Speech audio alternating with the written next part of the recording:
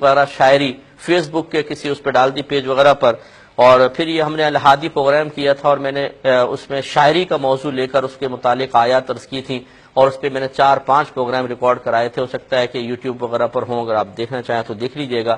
تو وہ سننے کے بعد جو بھی کوئی تھا اسے احساس ہوا، اور اس نے پھر ادھر سے وہ تمام شاعری خراب قسم کی جو تھی وہ ہٹا دی.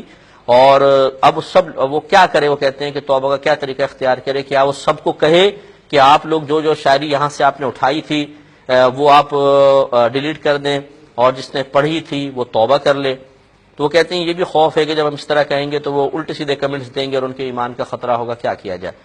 دیکھیں مسئلہ یہ ہے کہ جب انسان برائی کو ختم کرنے کا ارادہ کر لے تو اسے کر گزرنا چاہیے، اور اس برائی کے ختم کرنے میں اگر کوئی شخص تعاون نہیں کرتا ہے اور الٹے سیدھے کمنٹس دیتا ہے تو اس کا مطلب تو یہ تھا کہ وہ دوستی کے قابل ہی نہیں تھا.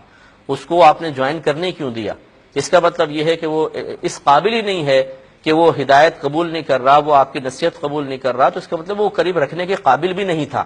اور جو اس طرح کا انسان ہو کہ وہ قابل ہی نہیں ہے کہ اس کو دوست بنایا جائے یا اس سے تعلقات قائم کیے جائیں، تو پھر اسی کوئی پرواہ بھی نہ کریں. اگر آپ ایک اچھے چیز کی طرف بڑھتے ہیں تو پھر یہ اللہ تبارک و تعالیٰ کا ارادہ ہوتا ہے، مشیت ہوتی ہے کہ اللہ تعالیٰ کس کس کے قلوب کو اچھائی کی طرف مائل فرماتا ہے، اور کون کون لوگ ایسے ہیں جنہیں اللہ تبارک و تعالیٰ نفس و شیطان کے گویا کے حوالے کر دیتا ہے اور اپنے تائید غیبی ہٹا لیتا ہے. اس میں پھر آپ کا تو کوئی قصور نہیں ہے. اگر ایسے ہی ہوتا تو نبی کریم صلی اللہ علیہ وسلم لوگوں کے سامنے تبلیغ دین بھی نہ فرماتے کہ یہ انکار کریں گے تو اور زیادہ گناہ گار ہوں گے، اور زیادہ جہنمی ہوں گے، تو اس لیے تبلیغ نہ کی جائے. ایسی بات نہیں ہوتی. آپ بالکل تمام شاعری اس قسم کی ہٹائیں.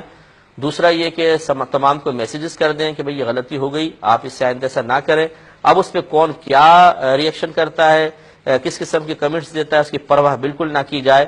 فوراً اس طرح کرنا لازم ہے.